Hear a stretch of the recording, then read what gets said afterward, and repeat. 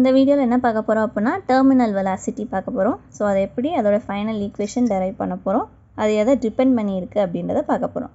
So terminal வெலாசிட்டினா first என்னென்னு எழுதிக்கோங்க. So terminal velocity அப்படின்றது ஒரு கான்ஸ்டன்ட் வெலாசிட்டி.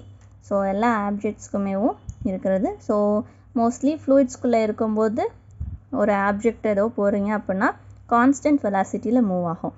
இதே இது அட்மாஸ்ஃபியரில் எடுக்கும்போது ரெயின் ட்ராப்ஸ் வந்து ஸ்பெரிக்கல் ஷேப்பில் எப்போ ஃபார்ம் ஆகும் அப்படின்னா டெர்மினல் வெலாசிட்டியை ரீச் பண்ணதுக்கப்புறம் தான் அந்த மாதிரி இருக்கும்.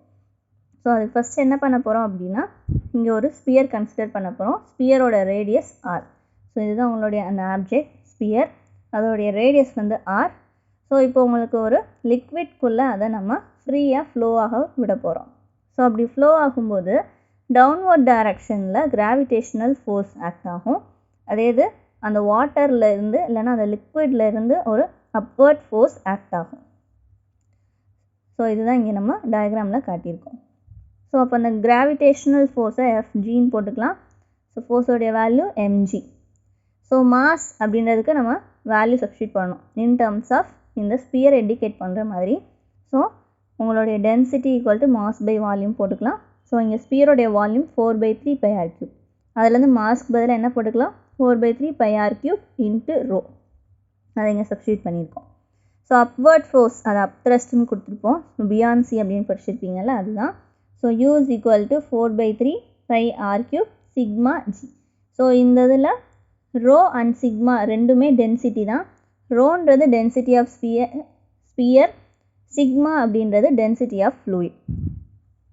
ஸோ விஸ்கஸ் ஃபோர்ஸ் ஆல்ரெடி நமக்கு தெரியும். ஸ்டோக்ஸ் லா படி F is equal to 6π/ρ. So அந்த வீக் பதிலாக டெர்மினல் வெலாசிட்டி அப்படின்னு சொல்லி போட்டிருக்கோம். ஸோ உங்களுக்கு டெர்மினல் வெலாசிட்டி ரீச் ஆகணும் அப்படின்னா உங்களுடைய டவுன்வர்ட் ஃபோர்ஸும் அப்வர்ட் ஃபோர்ஸும் ஈக்குவலாக இருக்கணும். So downward force gravitational force மட்டும்தான். அப்வர்ட் ஃபோர்ஸ் வந்து யூவும் இன்னொரு எஃப்பும் இருக்குது. ஸோ இப்போ எஃப்ஓடைய வேல்யூக்கு அதில் வந்து ரீஅரேஞ்ச் பண்ணிங்க அப்படின்னா எஃப்ஜி மைனஸ் யூ. ஏன்னா இந்த எஃப் தான் உங்களுடைய விஸ்கஸ் ஃபோர்ஸில் டெர்மினல் வெலாசிட்டி இருக்குது. ஸோ அதுதான் நமக்கு வேணும். ஸோ அதை தான் ரீஅரேஞ்ச் பண்ணி கொண்டு வர போகிறோம். ஸோ இந்த ரெண்டுக்கும் வேல்யூ சப்ஸ்டியூட் பண்ணிவிட்டு 4/3 πr3 ஜி அதில் காமனாக இருக்கும். ஸோ ரெண்டுலேயே இருந்து வெளியே எடுத்துடலாம். இந்த சைட் 6π/r இருக்கும். ஸோ வி மட்டும்தான் நமக்கு தேவை. ஸோ இது ஃபுல்லாக இந்த சைட் கொண்டு வந்துடலாம். ஸோ அப்போ விடி ஈக்குவல் டு கீழே டினாமினேட்டர்லேயும் மேலேயும் 4 and 6 கேன்சல் அவுட் பண்ணிட்டு பை கேன்சல் அவுட் பண்ணிடலாம். ஆரையும் அதேமாதிரி கேன்சல் பண்ணிடலாம். கேன்சல் பண்ணது போக ரிமைனிங் என்ன இருக்குதுன்னு பாருங்கள். 2/9 r² g into rho minus sigma by eta. So இது எல்லாமே கான்ஸ்டன்ட் தான். ஸோ நமக்கு எது மட்டும்தான் வேரி ஆக போகுது, ஆர் மட்டும்தான் வேரி ஆக போகுது. ஸோ டெர்மினல் வெலாசிட்டி எதை டிபெண்ட் பண்ணியிருக்குன்னா உங்களுடைய ஸ்பியரோட ரேடியஸ்.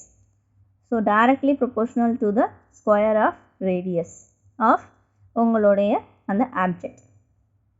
ஸோ என்ன ஸ்பெரிக்கல் ஷேப்பில் யூஸ் பண்ணுறோம் அப்படின்றதுனால அதோடைய ரேடியஸோட ஸ்கொயருக்கு டைரக்ட்லி ப்ரொபோர்ஷனல்.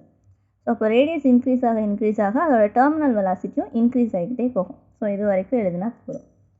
இந்த வீடியோவில் ஏதாவது டவுட் இருந்தால்